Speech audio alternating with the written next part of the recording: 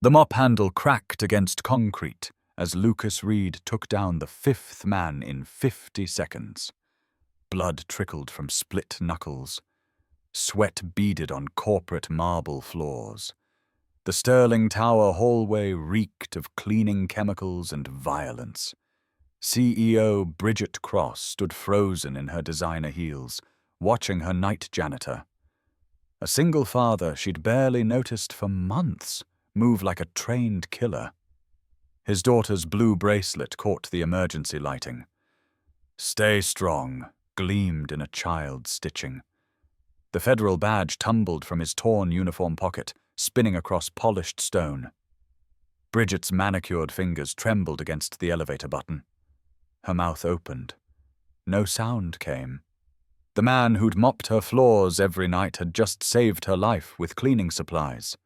And the truth of who Lucas Reed really was would shatter everything she thought she knew about the quiet heroes walking among us. But to understand how we got here, we need to go back 24 hours earlier. Lucas Reed's alarm clock buzzed at 4:30 in the morning, the same time it had buzzed for the past 8 months. His calloused hand slapped the snooze button with practiced precision. The apartment smelled like leftover pizza and industrial-strength laundry detergent. Sunlight hadn't touched the windows yet. The city still slept while Lucas prepared for another day of invisibility. His movements in the cramped space were economical, efficient, each gesture honed by years of discipline that most people would never recognize. He padded barefoot across the living room, stepping over scattered coloring books and broken crayons with the careful navigation of a man accustomed to darkness. Harper's artwork covered the refrigerator like a gallery of childhood dreams. Stick figures holding hands under rainbow skies, houses with windows shaped like hearts. In every drawing, 2 figures stood together, tall and small. Father and daughter, the only family they had left. Each piece of tape that held her drawings in place had been applied with the same precision Lucas used for everything else in his life. Steam rose from the coffee maker as Lucas spread peanut butter across wheat bread, his knife strokes smooth and even. The blue bracelet caught the kitchen light. "Stay strong," in uneven letters, crafted from his daughter's shoelaces and boundless determination. She'd presented it to him 6 months ago after a particularly difficult evening, when he'd come home exhausted from another night of watching and waiting. He hadn't taken it off since. The fabric had grown soft with wear, molding to his wrist like a second skin that reminded him daily of what mattered most. Footsteps shuffled down the hallway, announcing Harper's approach before she appeared in unicorn pajamas. Her dark hair stuck up at impossible angles, defying gravity and logic in the way that only 8-year-old hair could manage. She possessed the supernatural ability to look both angelic and mischievous before her first cup of orange juice. Her eyes held flecks of gold that caught the morning light, making her look older than her years. Sometimes Lucas wondered if she saw more than she let on, understood more about their situation than any child should have to. "Morning, kiddo." Lucas handed her the sandwich, already cut into triangles the way she preferred, crusts removed with surgical precision. The routine was sacred between them, unspoken but understood. Small rituals that made their unconventional life feel stable. Harper climbed onto the kitchen stool that Lucas had reinforced twice in the past year as she grew taller, stronger, more curious about the world beyond their apartment walls. Harper yawned and took a thoughtful bite of her sandwich. "Are you working late again tonight, Dad?" Her voice carried the weight of a child who'd learned not to ask too many questions but couldn't help needing reassurance. Lucas watched her face carefully, looking for signs of worry or fear. He'd become an expert at reading micro-expressions, a skill that served him well in multiple aspects of his complicated existence. "Just until the building's clean." Nothing more, nothing less. The lie came easily now, practiced through months of repetition. Lucas had become fluent in half-truths and careful omissions, protecting his daughter from realities she wasn't old enough to understand. She nodded solemnly, as if she grasped the weight of adult responsibilities. Her acceptance both relieved and tormented him. These quiet moments held more value than anything Sterling Corporate Towers executives would ever comprehend in their climate-controlled offices and leather-bound meeting rooms. The school bus honked outside at 7:15 sharp, its diesel engine rumbling like a mechanical beast demanding tribute. Lucas walked Harper to the curb, her backpack bouncing against his hip with each step. Other parents chatted in loose clusters, discussing soccer practices and piano lessons, weekend plans and vacation destinations.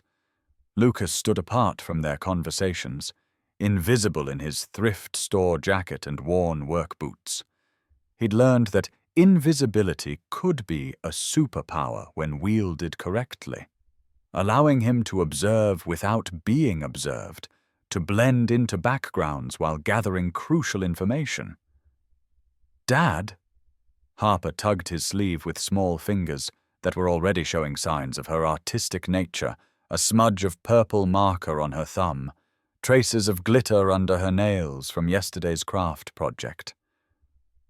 "Promise you'll be careful tonight?" Her brown eyes searched his face with an intensity that sometimes startled him.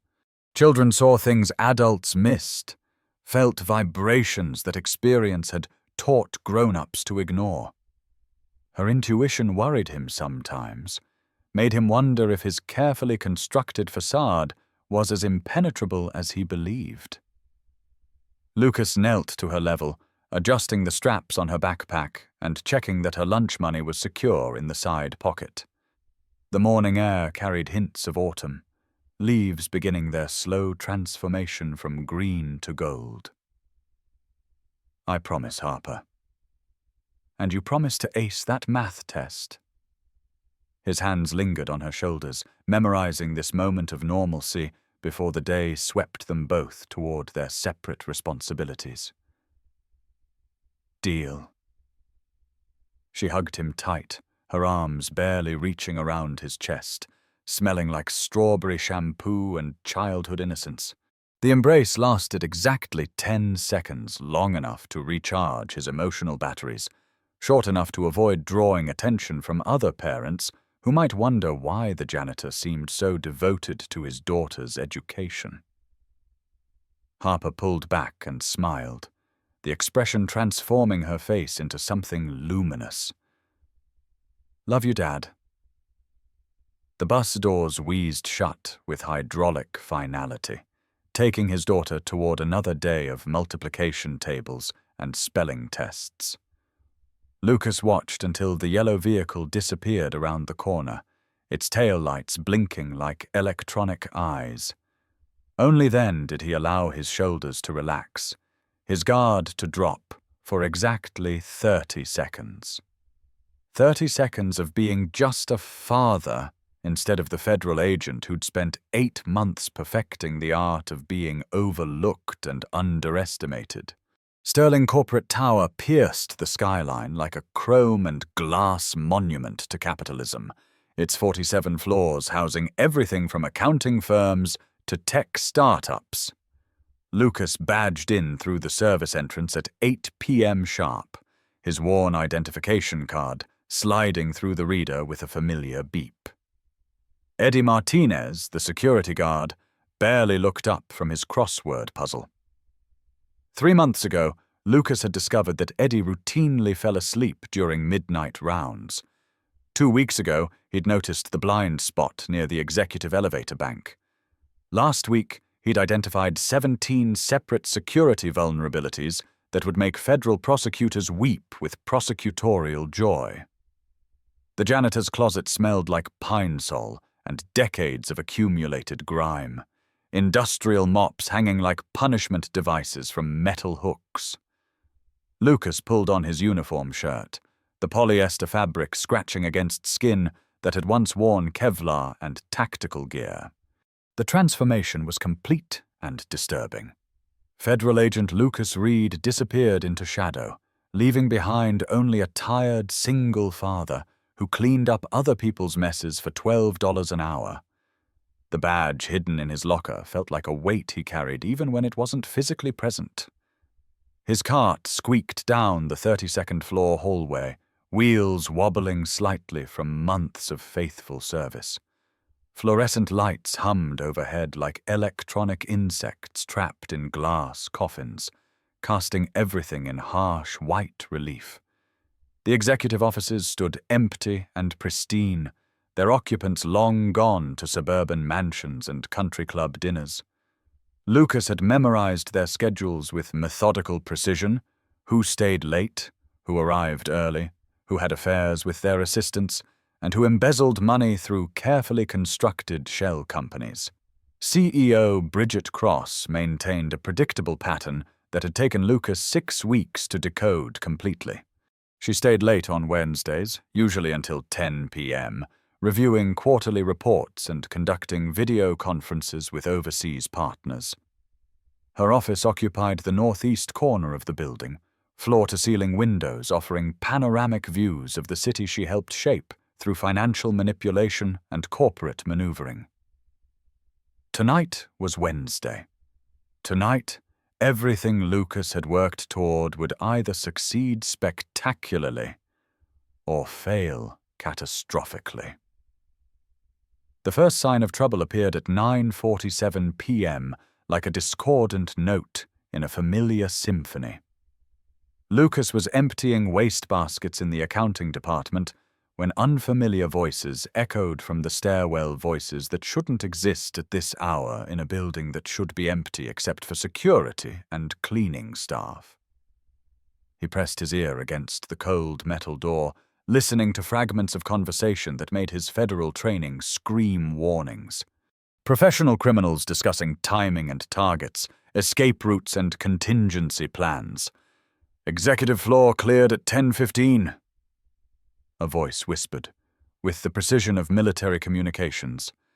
"Make it look like corporate espionage gone wrong." Another voice responded with details about surveillance systems and security protocols that demonstrated inside knowledge. "Nobody gets hurt if she cooperates with the transfer." The words sent ice through Lucas's veins. This wasn't a simple burglary or corporate theft.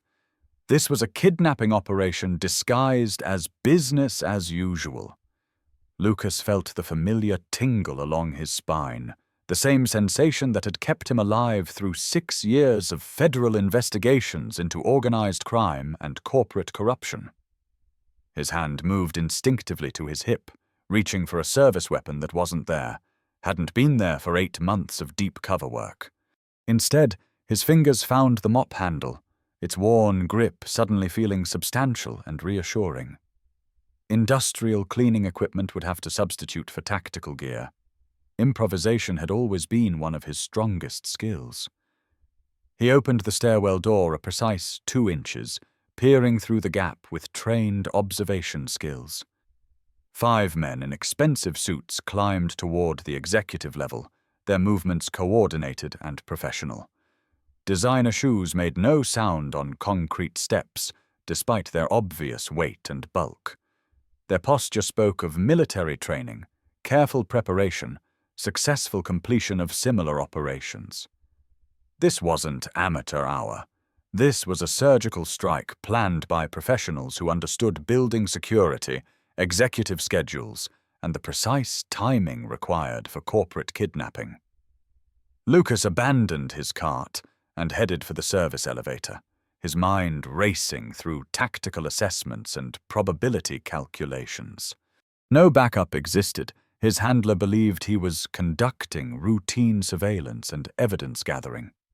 No extraction team waited in unmarked vans outside the building. No cavalry would ride to the rescue if this went sideways. There was only a federal agent posing as a janitor, armed with cleaning supplies, and 8 months of surveillance data that had never been intended to include kidnapping prevention.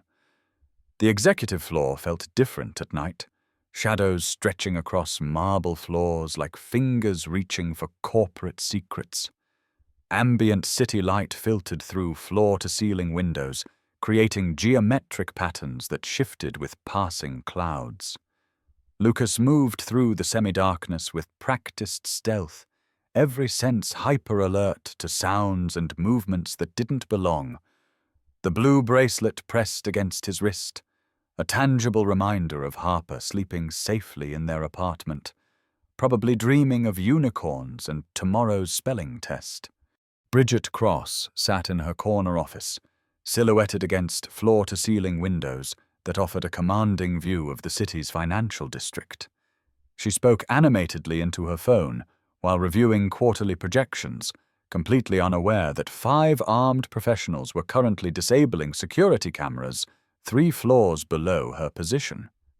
Her confidence was absolute, built on decades of corporate success and the assumption that wealth provided insulation from real-world consequences. That assumption was about to be tested in ways she'd never imagined. Lucas positioned himself strategically in the hallway, using his cleaning cart as mobile cover while maintaining clear sight lines to the elevator bank and emergency stairwells. The mop bucket contained exactly 4 gallons of soapy water-enough liquid to create significant traction problems on polished marble floors. The handle extended to 63 inches when fully assembled, making it an effective close-quarters weapon for someone trained in improvised combat techniques.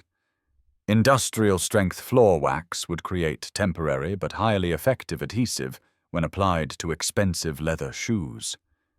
Years of federal training had taught him to weaponize anything available, from office supplies to household items. Janitor supplies offered unique tactical advantages.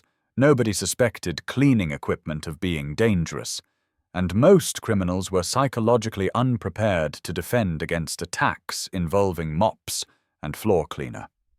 The element of surprise would be crucial in the coming confrontation. 5 against 1 represented challenging odds, but Lucas had faced worse situations with less preparation and inferior equipment. The elevator chimed at 10:14 p.m. with musical precision, its mechanical voice announcing the arrival of violence disguised as business. 5 men emerged like dancers in a coordinated ballet, spreading across the hallway with practiced efficiency that demonstrated extensive planning and rehearsal. Their leader spoke into a wireless earpiece, probably coordinating with outside surveillance teams and extraction vehicles. Lucas recognized the formation immediately, a standard kidnapping configuration designed to minimize civilian resistance while maximizing operational control. "Gentlemen," Lucas stepped into view from behind his cart, mop held at port arms, like a soldier presenting weapons for inspection. His voice carried calm authority that seemed incongruous coming from a janitor in polyester uniform. "You're making a mistake." The words echoed in the marble-lined hallway, bouncing off corporate artwork and executive nameplates that would soon witness violence their creators never anticipated. The team leader turned with predatory grace, his smile cold as January wind cutting through urban canyons. Designer suit couldn't disguise the muscle beneath, years of physical conditioning evident in his posture and movement. "Just a janitor. Wrong place, wrong time, friend." His tone suggested this wasn't his first encounter with inconvenient witnesses. Professional criminals developed efficiency in dealing with complications, usually through intimidation or elimination. "Story of my life," Lucas replied, adjusting his grip on the mop handle with movements that seemed casual but positioned the improvised weapon for maximum effectiveness. His stance shifted subtly, weight distributing across both feet in preparation for explosive movement. "But tonight's different." The blue bracelet caught fluorescent light. "Stay strong. gleaming like a personal motto made manifest. The first attacker moved with confidence, born from successful completion of dozens of similar operations. Corporate kidnapping had become a growth industry, wealthy executives making tempting targets for professional criminals willing to invest time in planning and preparation. He reached for Lucas with hands trained to subdue and control, expecting typical civilian panic and submission. Instead, Lucas allowed him to close distance, then drove the mop handle upward into the man's solar plexus with precision that spoke of extensive combat training. The attacker folded like expensive origami, gasping for air that wouldn't come while his nervous system processed the reality of unexpected resistance. Professional criminals rarely encountered genuine opposition during corporate operations. Most executives and their employees submitted immediately when confronted with organized violence. Lucas had just violated their operational assumptions in ways that would cascade through the remainder of their carefully planned evening. The second man drew a taser from beneath his jacket, blue electricity crackling between metal prongs with deadly promise. Military-grade electrical weapons represented serious escalation, suggesting these weren't simple muggers or opportunistic thieves. Lucas swung the mop bucket in a wide arc before the device could be properly aimed, 4 gallons of soapy water cascading across polished marble floors in a perfect tactical flood. The taser skittered across suddenly treacherous footing, sparking uselessly against mahogany baseboards. Numbers 3 and 4 approached from opposite flanks, attempting to box him into a corner where superior numbers could be brought to bear effectively. Their coordination demonstrated professional training and extensive experience working as a team. Lucas grabbed the yellow wet floor sign from his cart, its bright plastic suddenly transformed from safety equipment into defensive shield. He deflected a punch intended to break ribs, then brought the sign down on an exposed ankle with surgical precision. Bones cracked with the distinctive sound of structural failure, eliciting screams that echoed through executive hallways designed for whispered conversations about quarterly profits. The injured man stumbled backward into his partner, creating a brief opening that Lucas exploited with ruthless efficiency. Zip ties from his cart industrial-strength plastic restraints, originally intended for garbage bag closure, made excellent improvised handcuffs when applied with sufficient enthusiasm and professional expertise. The team leader had drawn a pistol but hesitated to fire, probably calculating the costs of gunshots in a building filled with security cameras and automated alarm systems. Corporate kidnapping required surgical precision, not battlefield tactics that would bring police response and federal investigation. Lucas capitalized on that moment of professional indecision, diving forward with years of federal training guiding his movements through space that suddenly felt like a tactical battlefield. 50 seconds after the confrontation began, silence returned to Sterling Tower's executive floor like a curtain falling after the final act of a violent play. 5 professional operatives lay unconscious or immobilized across marble floors that had been designed to impress visiting clients, not absorb the impact of human bodies. Lucas stood among them, breathing hard but fundamentally uninjured, his uniform torn and knuckles bloodied but essentially victorious against impossible odds. The elevator chimed again with mechanical obliviousness, its electronic systems unaware that everything had changed in less than 1 minute. CEO Bridget Cross emerged from her sanctuary of wealth and privilege, phone still pressed against her ear as she discussed quarterly projections with someone who would never understand what she was about to witness. Her conversation died mid-sentence when she saw the bodies scattered across her executive floor like broken dolls. Her phone slipped from nerveless fingers, expensive technology clattering against marble with the sound of assumptions being shattered. Bridget's mouth opened and closed repeatedly, her vocal cords apparently paralyzed by the cognitive dissonance of seeing her invisible janitor standing victorious among unconscious kidnappers. Reality had shifted too quickly for her corporate-trained mind to process, leaving her suspended between disbelief and dawning comprehension. "Ma'am," Lucas straightened his torn uniform shirt, attempting to look professional despite circumstances that defied conventional definitions of workplace appropriate.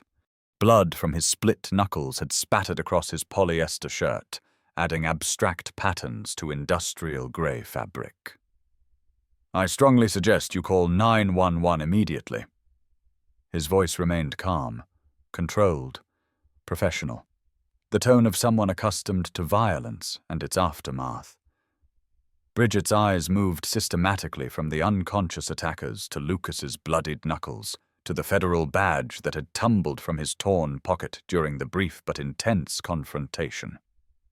The shield gleamed under fluorescent lights like a revelation, its gold finish reflecting executive lighting designed to make everything appear successful and prosperous. "FBI Field Operations Division," the engraving read. "Active status."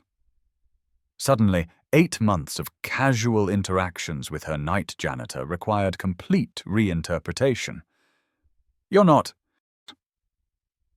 Her voice emerged as barely a whisper, vocal cords constricted by shock, and the fundamental reorganization of everything she thought she understood about her building's staff.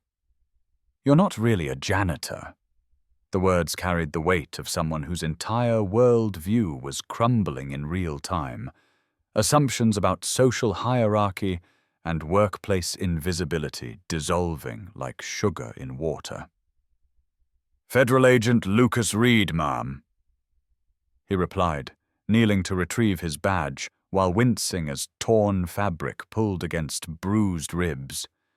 The physical discomfort was minor compared to the relief of finally being able to speak truthfully after 8 months of carefully constructed lies. "I've been conducting an undercover investigation into Sterling Corporate Tower's financial irregularities and security vulnerabilities. These gentlemen were planning to kidnap you, probably for ransom or corporate extortion purposes."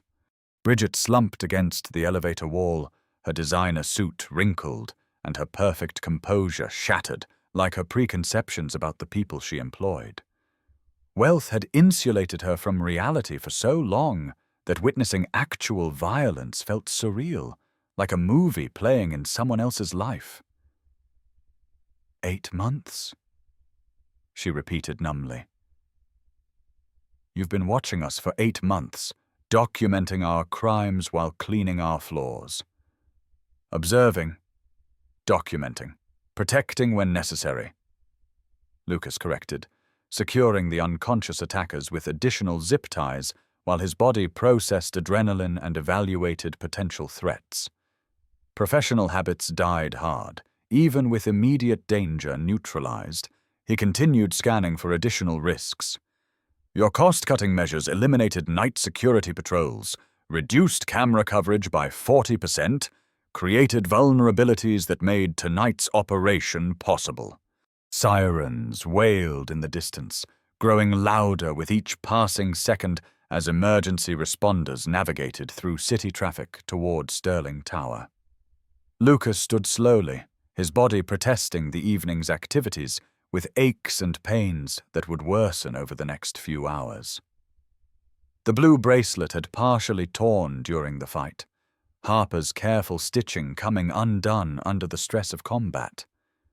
"Stay strong" hung by a single thread, its message somehow more poignant for being damaged. Bridget's question emerged with genuine confusion, her corporate mindset struggling to understand motivations that transcended profit and personal advancement. Why protect me if I'm under federal investigation? Her world operated on transactional relationships, quid pro quo arrangements where loyalty was purchased and protection was conditional on continued usefulness.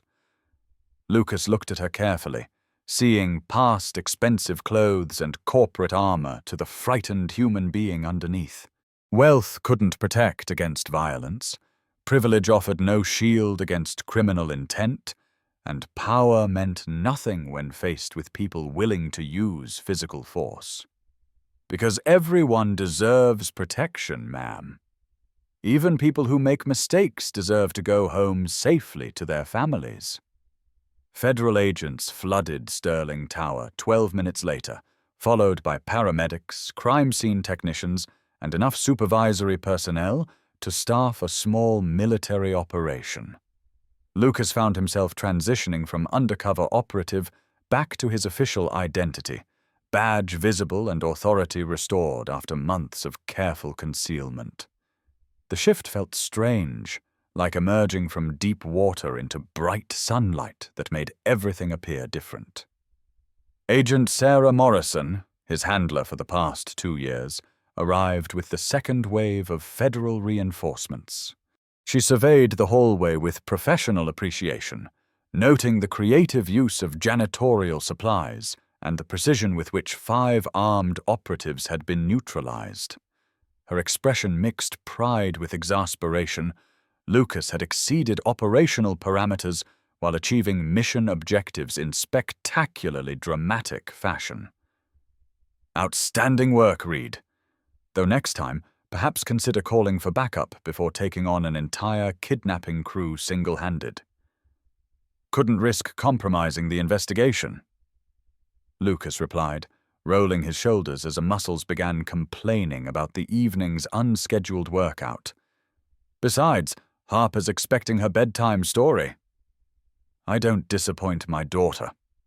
The comment drew knowing smiles from fellow agents who understood the complex balance between duty and family that defined federal law enforcement careers. The Sterling Corporate Tower investigation had consumed 8 months of meticulous work, gradually building cases against multiple executives involved in money laundering, tax evasion, and securities fraud. CEO Bridget Cross wasn't the primary target. She was a convenient figurehead, protected by layers of plausible deniability and willful ignorance that made prosecution challenging. But tonight's events would change everything, providing dramatic evidence of the security vulnerabilities that enabled criminal activity.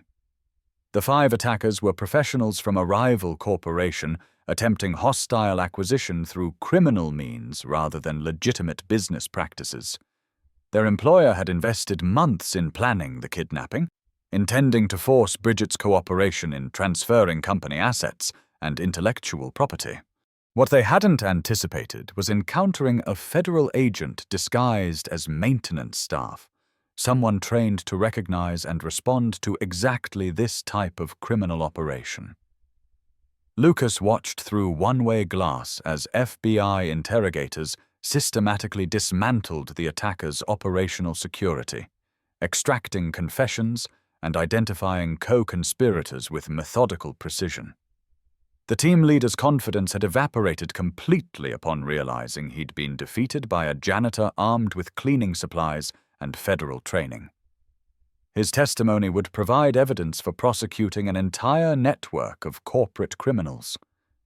Dawn crept across the city skyline as Lucas finally prepared to leave Sterling Tower, his undercover assignment officially concluded after 8 months of patient observation and evidence gathering. His janitor's uniform had been replaced with civilian clothes that felt strange after months of polyester and industrial gray.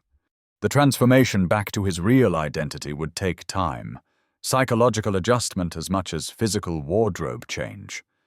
His phone buzzed with a text from Mrs. Patterson, Harper's elderly neighbor who served as their emergency childcare during his unpredictable work schedule. "Saw news trucks on television. Everything all right?" The message reminded him that his daughter was probably awake now, worried about the father who hadn't come home at his usual time. The apartment felt different when Lucas returned, not because anything had physically changed, but because He was different. 8 months of living a lie had ended in violence and revelation, federal authority restored, but at the cost of the simple life he'd built with Harper. She was awake despite the early hour, sitting at the kitchen table with a bowl of cereal and eyes that held too much understanding for someone her age. "Dad?" Harper's voice carried worry that twisted his heart. She'd seen news reports, footage of Sterling Tower surrounded by police vehicles and federal agents. "Are you okay?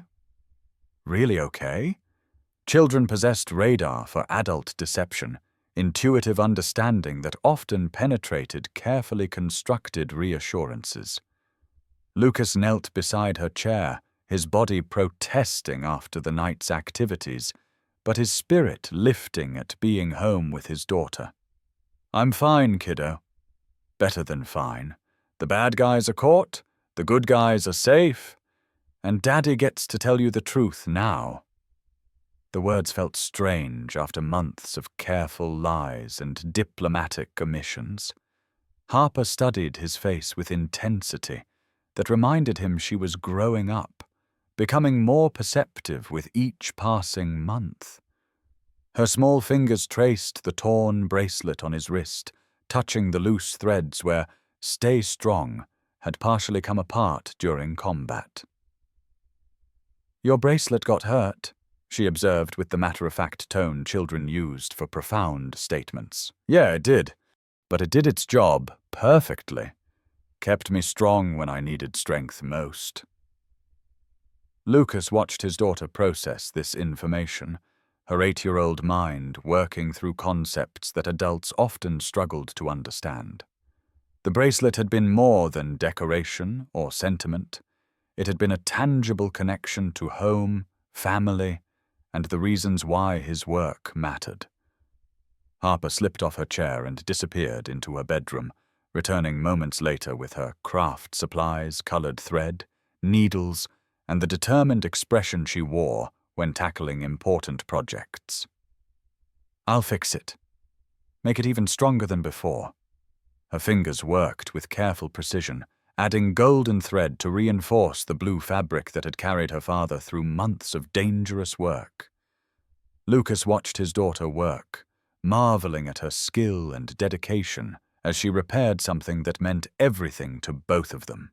Each stitch was an act of love, a promise that broken things could be mended and that strength could be renewed through family bonds. The kitchen morning light caught the golden thread, making it gleam like precious metal woven through ordinary fabric. "There." Harper held up the restored bracelet, now reinforced with golden thread that made "Stay Strong" more beautiful for having been broken and repaired. Her smile transformed her face into something luminous, pride radiating from her like warmth from a small sun. "It's perfect now. Just like you, Dad." Lucas slipped the bracelet over his wrist, feeling its familiar weight enhanced by new strength and deeper meaning. The repair work would last longer than the original construction, Harper's improvements making something good into something permanent. "Thank you, sweetheart. It's absolutely perfect." The Sterling Corporate Tower investigation dominated news cycles for 3 weeks, generating headlines that included financial crimes, corporate espionage, and attempted kidnapping. Lucas remained anonymous in most reports, identified only as a federal agent conducting undercover surveillance operations. But within FBI circles, his reputation grew considerably, the single-handed neutralization of 5 armed attackers becoming legendary among training instructors and field operatives. Requests for Lucas's expertise flooded in from field offices nationwide, supervisors eager to utilize someone who'd proven capable of long-term undercover work and crisis response. International assignments beckoned, corporate infiltration operations that would challenge his skills while advancing his career significantly. The opportunities were substantial, professionally and financially rewarding in ways that would change his and Harper's lives forever. Lucas turned them all down without hesitation. He had more important work to do, responsibilities that transcended career advancement and federal recognition. His daughter needed stability, consistency, a father who came home every night to help with homework and read bedtime stories. The world would continue producing criminals and corruption, but Harper would only be 8 years old once. Harper's parent-teacher conference was scheduled for the following Thursday, a routine appointment that felt momentous after everything that had changed. Lucas arrived 15 minutes early, dressed in his best suit with his federal badge discreetly positioned beneath his jacket. He was no longer invisible. He was present, accountable, proud of the man he'd become through trial and transformation. Mrs. Rodriguez, Harper's teacher, smiled warmly as they discussed his daughter's academic progress and social development. Math scores were improving steadily, reading comprehension remained excellent, and social interactions suggested a well-adjusted child who understood both independence and cooperation. The conversation felt normal, grounding, a reminder that life continued beyond dramatic headlines and federal investigations. Harper wrote an essay about heroes last week, Mrs. Rodriguez mentioned, sliding a paper across the desk with obvious pride. I thought you should read it. The teacher's expression suggested something special, work that had impressed someone who'd read thousands of children's essays over her career. The paper was titled, My Dad the Hero, in Harper's careful handwriting, each letter formed with precision that spoke of serious effort and deep thought. Lucas read slowly, savoring his daughter's perspective on heroism, strength, and the difference between dramatic gestures and daily courage. Her words carried wisdom that many adults never achieved, insights born from watching her father navigate difficult circumstances with integrity and determination. The final paragraph made Lucas's throat tighten with pride and humility. My dad says heroes aren't people who never fall down. Heroes are people who get back up and help other people get back up too. He wears a bracelet that says, stay strong because sometimes being strong isn't enough. You have to keep being strong every single day. That's what real heroes do. Lucas folded the essay carefully, tucking it into his jacket pocket next to his federal badge. Two symbols of identity, two sources of pride, representing the complex balance between public service and private devotion that defined his life. Both were important, both deserved respect, but only one would be with him forever. The apartment felt like home again that evening, Harper's artwork still covering the refrigerator, but enhanced with new drawings that reflected her expanded understanding of her father's work. Recent pictures showed a tall figure wearing both janitor's uniform and federal badge, protecting stick-figure families from shadowy threats. In every image, two figures stood together under rainbow skies, father and daughter, protector and inspiration. Two people who understood that strength came in many forms. Lucas checked his phone one final time before Harper's bedtime, scrolling through updates from Agent Morrison about the continuing Sterling investigation. Bridget Cross was cooperating fully with federal prosecutors, her company's criminal partnerships exposed and systematically dismantled. The 5 attackers faced multiple felony charges with sentences that would keep them in federal prison for decades. Justice was being served with methodical precision. Dad? Harper appeared in her doorway, ready for bed, but not quite ready to surrender consciousness to sleep. Her unicorn pajamas were slightly wrinkled, evidence of a day filled with normal 8-year-old activities that had nothing to do with federal investigations or corporate crime. Are you going to keep being a janitor now? The question deserved careful consideration rather than automatic response. Lucas's undercover assignment was complete, his federal identity restored, his career trajectory permanently altered by recent events. But something fundamental had changed during those 8 months of invisibility. Lessons learned about dignity in honest work and strength found in being underestimated by people who measured worth through superficial categories. "I think I'm going to be whatever people need me to be," he said slowly, choosing words carefully. "Sometimes that's a federal agent catching bad guys. Sometimes it's a janitor keeping buildings clean and safe. Sometimes it's just your dad, helping with homework and making breakfast." The answer felt right, comprehensive without being complicated. Harper nodded solemnly, as if this response made perfect sense in her 8-year-old universe, where people could be multiple things simultaneously without contradiction or confusion. "As long as you stay strong," she said simply, the words carrying weight that adults often missed in children's observations. "Always, kiddo, always." The blue bracelet caught hallway light as Lucas tucked his daughter into bed, its golden repairs gleaming like promises kept and bonds strengthened through adversity. Tomorrow would bring new challenges, different responsibilities, fresh opportunities to serve and protect people who might never know his name. But tonight, in this moment, Federal Agent Lucas Reed was simply a father reading bedtime stories to the most important person in his world. Outside their apartment window, the city hummed with millions of individual stories, struggles and triumphs, invisible heroes and quiet courage that would never make headlines or generate federal recognition.